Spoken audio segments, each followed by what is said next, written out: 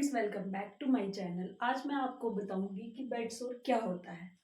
अगर हम इसकी डेफिनेशन की बात करें, a bed sore also known as pressure sore और ulcer, it is a wound that occurs when the skin damaged by a constant pressure. तो इस डेफिनेशन के अकॉर्डिंग ये क्या बोलता है, a bed sore also known as pressure sore. इसको हम प्रेशर सोर भी बोल सकते हैं। जैसे बेड सोर मतलब बेड पर किसी पेशेंट को सोर हो गया, और प्रेशर सोर मतलब कि उसको प्रेशर की वजह से वो कंडीशन हुई है। और ulcer it is a wound that occurs when the skin damaged by a constant pressure. ये वो कंडीशन है जिसमें हमारी स्किन डैमेज हो जाती है। किस कंडीशन की वजह से? कांस्टेंट प्रेशर की वजह से। फॉर एग्जांपल, कोई भी पेशेंट है, आप ओल्ड एज पेशेंट ले लो। ओल्ड एज जो पेशेंट होते हैं वो क्या होते हैं, जब वो बीमार हो जाते हैं तो वो अपनी बॉडी की मूवमेंट नहीं कर पाते हैं। जब वो अपनी बॉडी को मूव नहीं कर पाते हैं तो कांस्टेंट प्रेशर, जब वो जिस पोजीशन में वो सोए हुए हैं उस पोजीशन में उनको क्या हो रहा है, कांस्टेंट प्रेशर पड़ रहा है, और कांस्टेंट प्रेशर की वजह से जो स्किन में रेडनेस हो जाती है उस कंडीशन को हम बोलते हैं बेड सोर।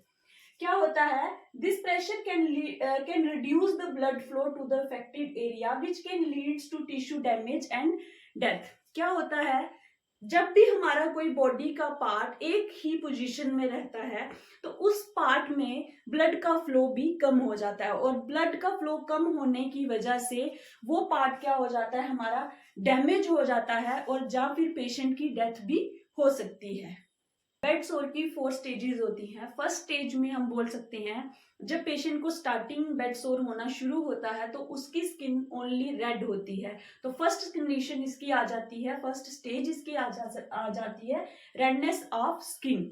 सेकेंड स्टेज आती है फॉर्मेशन ऑफ ब्लिस्टर। जब पेशेंट को काफी टाइम से रेडनेस हो रही है बट कोई सोल्यूशन नहीं आया तो उसकी स्टेज क्या हो जाएगी, बढ़ जाएगी। सेकेंड स्टेज आ जाएगी फॉर्मेशन ऑफ ब्लिस्टर। पेशेंट को, जिसको हम अपनी लैंग्वेज में बोलते हैं, पेशेंट को छाले पड़ना स्टार्ट हो जाएंगे। थर्ड कंडीशन आती है डैमेज टू स्किन। पेशेंट की क्या हो जाएगी, थर्ड स्टेज में जो उसकी स्किन होगी वो क्या हो जाएगी, डैमेज होने लगेगी, खराब होने लगेगी। और फोर्थ स्टेज में टिश्यू का लॉस हो जाएगा। टिश्यू मतलब कि ऊपर वाली उनकी पूरी स्किन ही खराब हो जाएगी, और जो बोन्स होंगी वो भी आपको दिखने लगेंगी। पूरी उनकी जो स्किन है वो खराब हो जाएगी, टिश्यू ही लॉस हो जाएगा। तो ये 4 कंडीशंस हैं, स्टेजेस हैं बेड सोर। काजेस ऑफ बेड सोर, तो क्या काज रह सकता है बेड सोर का? जो हमने डेफिनेशन में इसकी हमने जाना था उससे तो हमें क्लियर हो जाता है कि बेड सोर सिर्फ एक प्रेशर पड़ने की वजह से ही होता है। कांस्टेंट प्रेशर जब एक पार्ट पर पड़ रहा है तो बेड सोर होने के चांसेस रहते हैं। नेक्स्ट हम इसमें बोल सकते हैं फ्रिक्शन। जब भी हमारी दो बॉडीज, जब पेशेंट एक बेड पर सोया हुआ है तो क्या होता है, उसकी बॉडी दूसरे सरफेस के साथ फ्रिक्शन में आ गई है, तो फ्रिक्शन भी एक रीजन रहता है बेड सोर होने का। नेक्स्ट आता है लिमिटेड मूवमेंट। लिमिटेड मूवमेंट में हमारे बहुत सारे ऑप्शंस आ जाते हैं। जैसे पेशेंट ओल्ड एज है, मूव नहीं कर पा रहा है, पेशेंट का कोई ऑपरेट हुआ है, डॉक्टर ने उसको बोला है कि ये प्रॉपर रेस्ट करेगा, कोई भी मूवमेंट नहीं होगी, तो इस कंडीशन में भी बेड सोर हो सकता है। नेक्स्ट आता है ओल्डर अडल्ट। ओल्ड एज में तो मैक्सिमम पेशेंट क्या करते हैं, अपनी बॉडी को इतना मूव नहीं कर पाते, तो ओल्ड एज एक मेन रीजन रहेगा बेड सोर का। नेक्स्ट रहता है न्यूट्रिशन। कुछ पेशेंट क्या होता है, प्रॉपर डाइट नहीं लेने की वजह से भी बेड सोर हो सकता है। और लास्ट हमारे पास आता है use of wheel chair.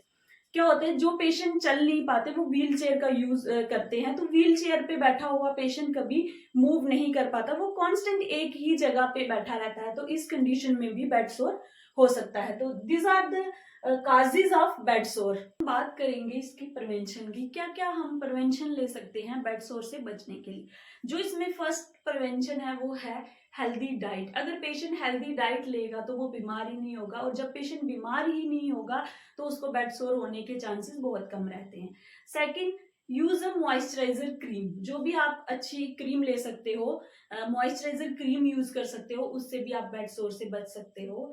Third one आ गया कि अपनी क्लॉथिस को, अपने कपड़ों को डेली चेंज करो और एक बेडशीट यूज करो रिंकल्स फ्री, जिसमें कोई भी आपको इरिटेटिंग ना हो। अगर आपको बेडशीट थोड़ी सी गिल्ली लगती है तो आप उसको चेंज करवा दो, और बेडशीट बिल्कुल साफ सुथरी होनी चाहिए। अपने जो क्लॉथिस है उनको भी आप डेली चेंज करो और एक हेल्दी डाइट लो, विटामिन लो। इन सब कंडीशन से आप बेड सोर से बच सकते हो। Thank you so much.